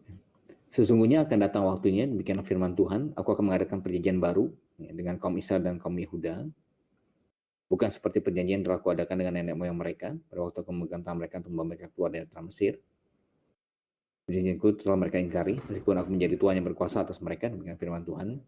Tapi perjanjian yang kuadakan dengan kaum Israel sesudah waktu itu, demikian firman Tuhan, aku akan menaruh Tauratku dalam batin mereka dan menuliskannya dalam hati mereka. Maka aku akan menjadi Allah mereka dan mereka akan menjadi umatku. Jadi Tuhan taruh Tauratnya dalam hati orang yang percaya, menuliskannya dalam hati mereka. Jadi ini satu perjanjian yang baru ya, dengan ya, ada ditaruh Tauratnya ya, dalam hati kita. Ya. Kemudian kita lihat lagi ya.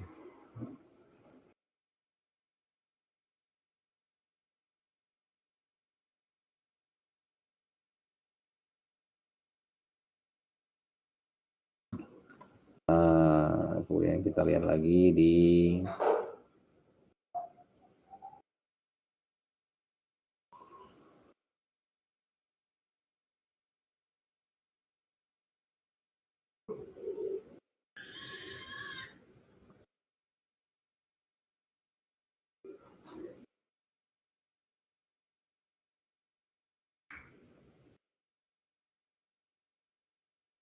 ya,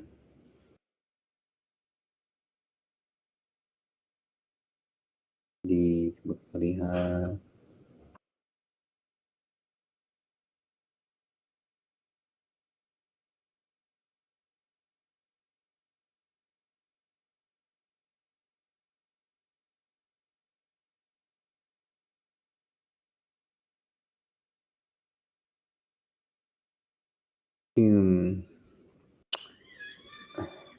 Yeskiel pasal 36.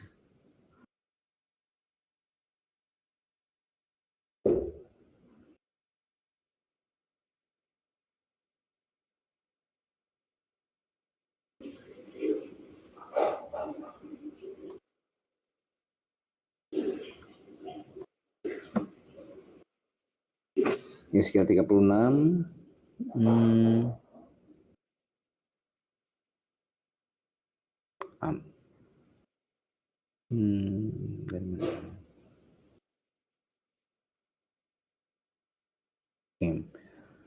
Mungkin ayat 25. Aku akan mencurahkan kepadamu air jernih yang akan mentahirkan kamu dari segala kenajisanmu, dan dari semua berhala-berhalamu aku akan mentahirkan kamu. Ini janji kepada Israel ya, di dalam kerjaan 1000 tahun ketika Israel dipulihkan. Namun kita dikasih icip ya, dikasih icip pada masa perjanjian baru ini. Kamu akan kuberikan hati yang baru dan roh yang baru di dalam batinmu. Dan aku akan menjauhkan dari tubuhmu hati yang keras dan kuberikan kepadamu hati yang taat. Ya, seperti yang Yeremia 31 tadi ya. Rohku akan kuberikan diam di dalam batinmu. Dan aku membuat kamu hidup menurut segala ketetapanku dan tetap berpegang pada peraturan-peraturanku dan melakukannya. Jadi rohku akan kuberikan diam di dalam batinmu. Nah, ini tidak terjadi di dalam perjanjian lama. Itu terjadi di dalam perjanjian baru. Rohku akan diam dalam diri kamu. Ingat pada waktu Tuhan Yesus menjadi berinkarnasi jadi manusia, ya Roh Kudus belum ya, tinggal. Ya. Ketika Tuhan Yesus terangkat, ya, kemudian baru yang pada waktu itu orang yang bertobat dan percaya Yesus ya disamakan surga. Tapi Roh Kudus belum tinggal dalam dirinya. Nah, Roh Kudus tinggal dalam dirinya, ya, ibaratnya digunting pitanya itu. Ya, itu mulai dari ya hanya terjadi 4 kali, mulai dari Yerusalem pada waktu peristiwa Pentakosta. Kita baca dalam Kisah Rasul pasal yang kedua. Saya share dulu.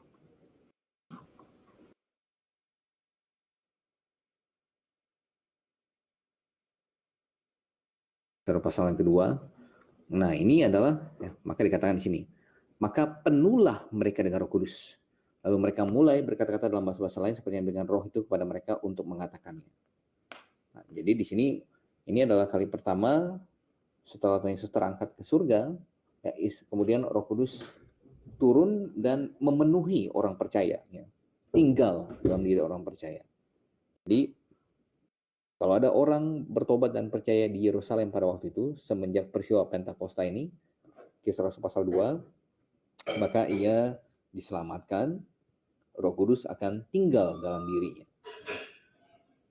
Ini yang pertama, ya. Pengenapan dari engkau menjadi saksiku di Yerusalem. Kemudian di Yudea, ya.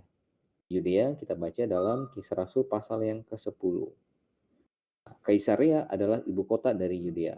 Ini terhadap Cornelius dan keluarganya. Kemudian Cornelius dapatkan penglihatan, Petrus disuruh datang untuk injilin Cornelius. Kemudian kita lihat lagi, Petrus beritakan Injil kepada Cornelius, dikatakan 44, ketika Petrus sedang berkata demikian, turunlah Roh Kudus ke atas semua orang yang mendengarkan pemberitaan itu. Dan semua orang percaya dari golongan bersunat yang menyertai Petrus tercengang-cengang karena melihat bahwa karunia Roh Kudus dicurahkan ke atas bangsa-bangsa lain juga. Sebab mereka mendengar orang-orang itu berkata dalam bahasa roh dan memuliakan Allah. Lalu kata Petrus, bolehkah orang mencegah untuk membaptis orang-orang ini dengan air? Sedangkan mereka telah menerima Roh Kudus sama seperti kita. Jadi Roh Kudus tinggal, ya. Tinggal masuk dalam hati Cornelius. Bahkan sebelum dibaptis, ya. Ya, ingat di sini Cornelius belum dibaptis nih. Bolehkah orang mencegah untuk membaptis orang-orang ini dengan air, sedangkan mereka telah menerima Roh Kudus sama seperti kita? Ya. Jadi bertobat dan percaya dulu, kemudian diregenerasikan oleh Roh Kudus tinggal dalam hati, baru dia ya, dibaptis. Jadi baptisan tidak meregenerasikan orang. Baptisan tidak membuat orang lahir baru atau tidak menyelamatkan. Tapi orang itu diselamatkan lahir baru dengan ia bertobat, mengakui dosanya, kemudian ia beriman apa yang Yesus lakukan baginya di atas kayu salib. Ketika ia sungguh-sungguh melakukannya, maka Roh Kudus ya meregenerasi dia. Dan kemudian baru orang itu ya layak atau boleh untuk dibaptis. Ini yang ya akan menjadi saksiku di Yerusalem dan di Yudea, kemudian Samaria, ya. Ini yang kedua, ya. Yang Samaria itu digenapi dalam Kisah Rasul pasal yang ke-8. Jadi di Samaria kalau ada orang bertobat dan percaya Yesus sebelum peristiwa ini, itu Roh Kudus belum tinggal menetap dalam hatinya. Tapi setelah peristiwa ini, Filipus nginjil di sini. Injil. Kemudian banyak orang yang percaya, baptis. Kemudian Petrus sama Yohanes pergi ke sana. Ayat 15.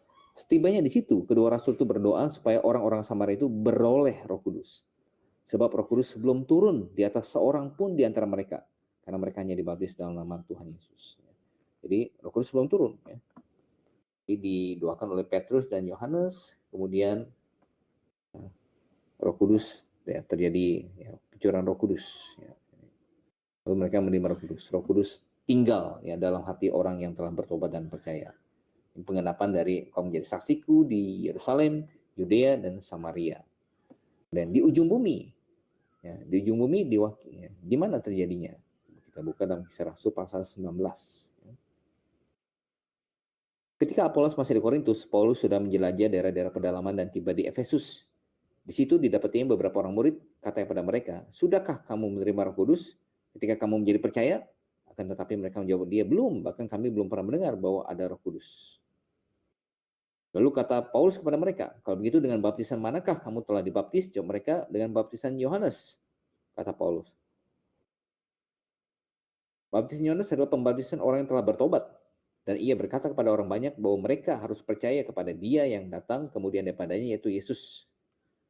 Kemudian mereka mendengar hal itu, mereka memberi diri mereka dibaptis dalam nama Tuhan Yesus. Jadi dibaptis dengan benar oleh Paulus, ya, dibaptis ulang mungkin orang bilangnya, tapi ini dibaptis dengan benar. Nah, waktu dibaptis pertama mereka nggak ngerti apa-apa, ya. Mereka bahkan tidak pernah dengar tentang Roh Kudus. Ya. Jadi seperti banyak orang hari ini yang baptisan ikut-ikutan atau dibaptis pada waktu kecilnya nggak ngerti apa-apa, ya di depan Tuhan sebenarnya itu sama saja belum dibaptis. Ya. Dia harus dibaptis dengan benar. Orangnya harus sungguh-sungguh bertobat dan percaya, dan dia sendiri yang mau. Jadi bukan yang dikasih oleh orang tuanya. Dan ketika Paulus menumpangkan tangan di atas mereka, turunlah Roh Kudus ke atas mereka. Dan mulai mereka berkata dalam bahasa roh dan bernubuat. Jadi Efesus ini di luar daripada wilayah Yudea, ya. Jadi di sini mewakili sampai ke ujung bumi. Ya. Jadi di ujung bumi manapun kalau ada orang bertobat dan percaya Yesus dengan benar, sungguh-sungguh, maka Roh Kudus akan langsung tinggal dalam hatinya.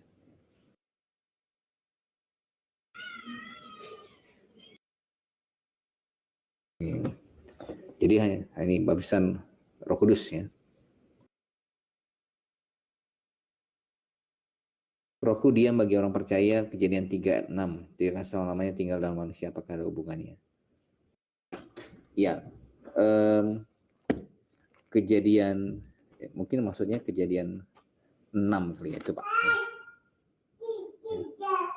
Kejadian 6 ayat 3 ya, terbalik mungkin maksudnya, bukan bagi Dasar 3:6, Kejadian 6 ayat 3 ya, waktu zamannya Nuh ya. Jadi berfirmanlah Tuhan, Rohku tidak akan selama-lamanya tinggal dalam manusia karena manusia adalah daging, tapi umurnya akan 100 ya, 20 tahun saja ya. Jadi ya, ini terjadi pada waktu zaman Nuh ya. Nah, zaman Nuh apa yang mendasari Tuhan akhirnya memutuskan untuk mengirimkan banjir besar itu ya. Katakan di dalam ayat yang keduanya di situ Pak Purba. Bagi mereka lahir anak-anak perempuan, ayat yang kedua, maka anak-anak Allah melihat bahwa anak-anak perempuan manusia itu cantik-cantik. Lalu mereka mengambil istri dari antara perempuan-perempuan itu siapa saja yang disukai mereka. Nah, penafsiran populernya di sini, yang populernya adalah anak-anak Allah di sini mengacu kepada anak-anak Set.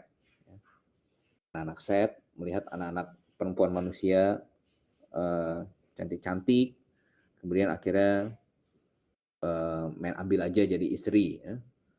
Kemudian, tapi ini penafsiran yang populer ya, anak-anak Set. Tapi persoalannya dari penafsiran ini adalah anak Set kan manusia juga. Ya. Kemudian mengambil anak-anak perempuan manusia yang cantik kan juga anak manusia juga. Tetapi mengapa dikatakan dalam ayat keempat, pada waktu itu orang-orang raksasa ada di bumi dan juga pada waktu sesudahnya, ketika anak-anak Allah menghampiri anak-anak perempuan manusia. Dan perempuan-perempuan itu melahirkan anak bagi mereka, inilah orang-orang yang gagah perkasa di zaman purbakala, orang-orang yang kenamaan. Kita melihat ada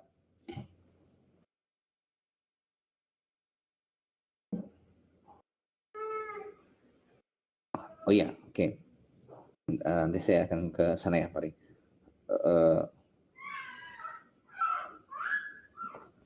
Nah, kalau itu adalah anak-anak Set yang adalah manusia, ya, kemudian mereka menikah juga dengan anak-anak perempuan yang adalah manusia, kenapa tampaknya nggak masuk di situ, nggak cocok, karena kok bisa ada lahir para raksasa ya, orang-orang yang kenamaan yang gagah perkasa yang purbakala. Jadi saya lebih prefer dengan penafsiran yang tidak populer ya, yang lebih cocok ya, di mana anak-anak Allah ini bukan mengacu pada anak-anak Set, tapi anak-anak Allah di sini mengacu kepada para malaikat yang tidak taat. Beberapa kali di dalam pemakaian contoh di Ayub ya, anak-anak Allah ini mengacu kepada malaikat.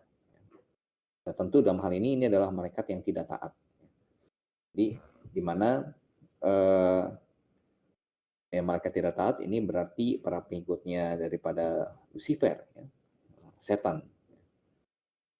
Nah, mereka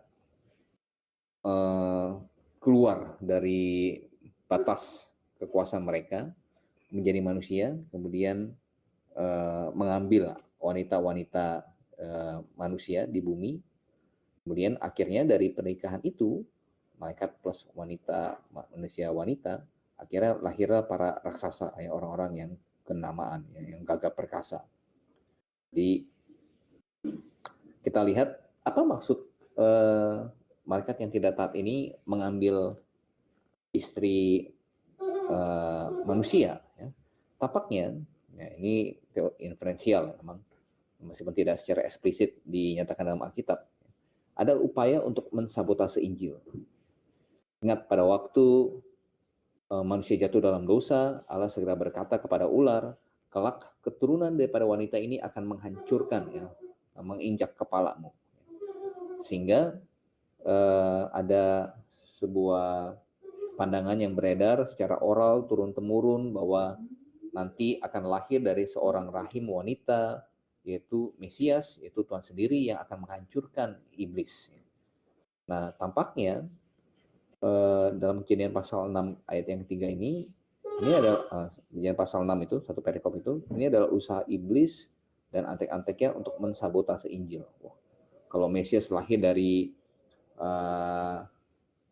anak perempuan manusia, kita sabotase saja, ya. Kita campurkan benih kita supaya Mesias tidak jadi lahir. Ya. Nah, Allah melihat hal ini sangat jahat, ya. Sehingga Allah memutuskan untuk menghapuskan, ya. Apalagi juga dengan banyaknya manusia yang tambah jahat juga di luar daripada itu, Allah memutuskan untuk menghapuskan manusia dengan air bah. Makanya dikatakan, Rohku tidak akan selama-lamanya tinggal di dalam manusia, karena manusia itu adalah daging, tapi umurnya akan 120 tahun saja. Nah, semenjak peristiwa Nuh itulah terjadi kemerosotan, ya, dalam jumlah umur manusia di bumi, ya, yang tadinya 900-an merosot jadi 600-an, kemudian merosot jadi 300, 200, 100, ya sekarang paling 70, 80. Nah, kemudian secara khusus yang ayat ketiganya, ya, Rohku tidak akan selama-lamanya tinggal di dalam manusia, karena manusia itu adalah daging, umurnya akan 100. Jadi ini adalah satu ayat yang mengindikasikan berapa lama, ya, Tuhan memberikan kesempatan kepada masyarakat pada zaman Nuh untuk bertobat sebelum banjir besar itu datang. Ya. Jadi sekitar, ya, mereka dikasih waktu, ya, 120 tahun, ya, untuk bertobat, tapi ternyata dan ya Nuh juga memerlukan waktu untuk bangun bahtera, itu juga tidak singkat, ya, cukup lama. Tapi ternyata mereka, ya, tetap menolaknya. Okay. Ya, Roh Tuhan tidak akan selama-lamanya tinggal dalam manusia. Betul, ya. Jadi Roh itu akan diberikan dalam masa PB ini kepada mereka yang telah bertobat dan percaya, dan ya, sampai kapan, ya? Sampai, ya, meninggal, ya. Tidak akan selamanya, ya, meninggal.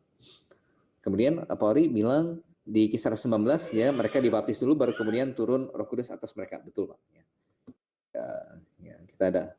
Nah, ini justru kebalikan daripada yang terjadi di peristiwa Cornelius, ya, di Yudea.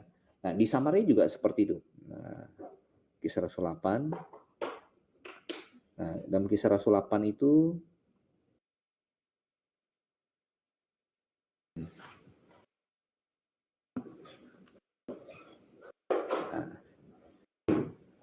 ketika rasul-rasul di Yerusalem mendengar bahwa tanah Samaria telah menerima firman Allah, jadi mereka sudah percaya nih, sudah, ya, baptis, ya, 12-nya. Tapi sekarang mereka percaya pada Filipus yang memberitakan Injil tentang kerajaan Allah dan tentang nama Yesus Kristus, dan mereka memberi diri mereka dibaptis, baik laki-laki maupun perempuan. Jadi dibaptis, jadi belum langsung terima Roh Kudus, ya. Jadi kemudian didoakan oleh Rasul, baru mereka dapat Roh Kudus. Nah, ini sama urutannya dengan Kisah Rasul 19. Jadi, ya, memungkinkan juga, ya, bisa juga seperti itu. Ya. Jadi baptis dulu baru terima Roh Kudus. Nah, poin saya dalam Kisah Rasul 10, nah ini menarik. Kenapa? Karena di sini Cornelius terima Roh Kudus dulu, baru kemudian dibaptis, ya. Jadi poin saya dalam Kisah Rasul 10 ini adalah untuk ya, mengajarkan bahwa melalui peristiwa ini kita diberitahu bahwa baptisan itu tidak meregenerasikan, ya. Baptisan tidak melahirbarukan orang. Karena kita dapatkan dalam peristiwa Cornelius lahir baru dulu, ya. dia penuh dengan Roh Kudus dulu, baru kemudian dibaptis ya, oleh Petrus. Itu poin saya. Jadi apakah bisa sebaliknya pada waktu peristiwa pembaptisan Roh Kudus ini, maksudnya dia dibaptis dulu baru penuh Roh Kudus? Ya bisa juga ya, kita dapatkan itu dalam peristiwa di Samaria dan ya, di Efesus. Oke, jadi terjadi 4 kali ya. Jadi hari ini apakah ada baptisan Roh Kudus lagi? Ya, tidak ada. Ya. Nah, ini juga menarik. Jadi yang banyak dipahami oleh banyak teman-teman dari karismatik adalah ya, baptisan Roh Kudus itu adalah kita yang dibaptis oleh Roh Kudus. Ya. Jadi kita yang dibaptis oleh Roh Kudus. Ya. Ketika kita dibaptis oleh Roh Kudus, kemudian kita mulai berkata-kata dalam bahasa roh, ya. Kemudian mulai terjadi kelepasan. Ya. Nah, ini adalah konsep yang keliru. Pertama, Roh Kudus tidak membaptis. Baptisan Roh Kudus artinya baptis dalam Roh Kudus, bukan Roh Kudus yang membaptis. Nah, ini perlu diingatkan baik ya. Jadi berbeda ya. Bagaimana penjelasan pasal 19 yang mengatakan dibaptis dulu baru terima Roh Kudus ya. Iya, kita bilang memungkinkan ya. Saya udah bilang tadi memungkinkan. Kenapa? Karena itu adalah pembaptisan Roh Kudus yang keempat ya. Jadi pada waktu itu Roh Kudus memang belum turun, mereka dibaptis dulu, baptis air, kemudian ketika mereka dibaptis air, kemudian ya, Tuhan Yesus membaptis dalam Roh Kudus kepada murid-murid di Efesus itu. Ya. Jadi kalau ada orang bertobat dan percaya di Efesus dan di seluruh penjuru bumi, ya di ujung bumi, maka dia Roh Kudus akan langsung tinggal dalam hatinya kalau dia sudah bertobat dan percaya. Nah, kalau sudah bertobat dan percaya, Roh Kudus langsung tinggal dalam hatinya. Nah, saya itu ya dibaptis. Ya. Setelah dia mengaku iman ya dibaptis dengan air. Karena waktu itu kan masih ya ibaratnya pitanya baru mau digunting, nah, itu ya, yang di Efesus itu.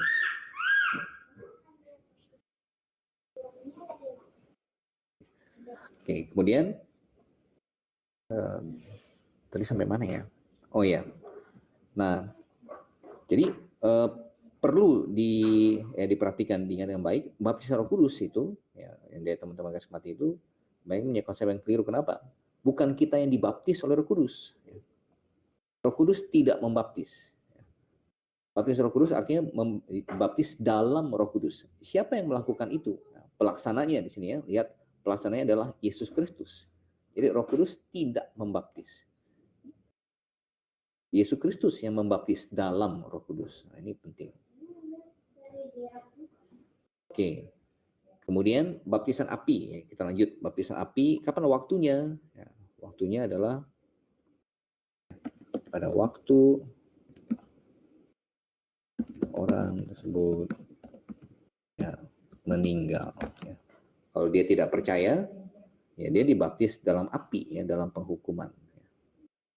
Waktu, ya, pada waktu dia meninggal.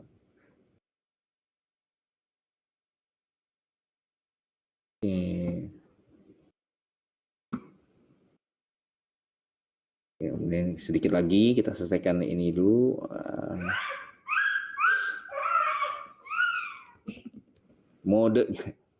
Modenya, ya, kita lihat modenya. Baptisan air di sini dengan cara ya, diselamkan. Ya. Baptisan Roh Kudus juga N ya. Ini juga diselamkan, ya. Ya, dibaptis dalam Roh Kudus. Ya. Baptisan api juga sama. Ini juga artinya di dalam, ya, N, diselamkan. Jadi diselamkan dalam api, ya, dalam api penghukuman.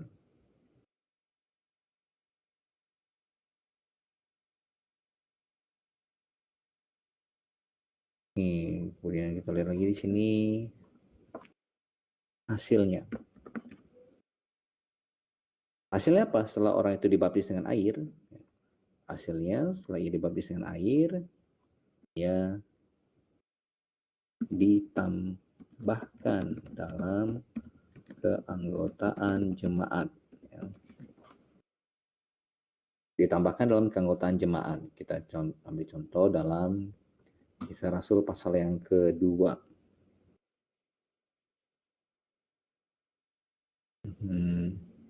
Ini.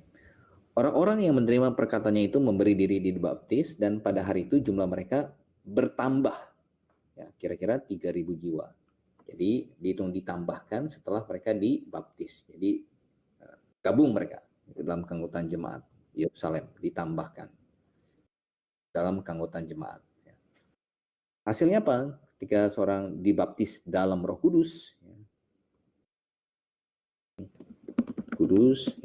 tinggal menetap dalam diri orang percaya.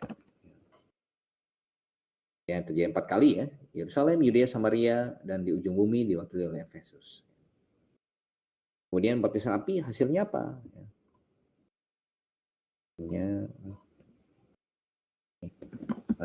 Hukuman ya, kekal. Hukuman kekal. Oke. Nah, kita lihat.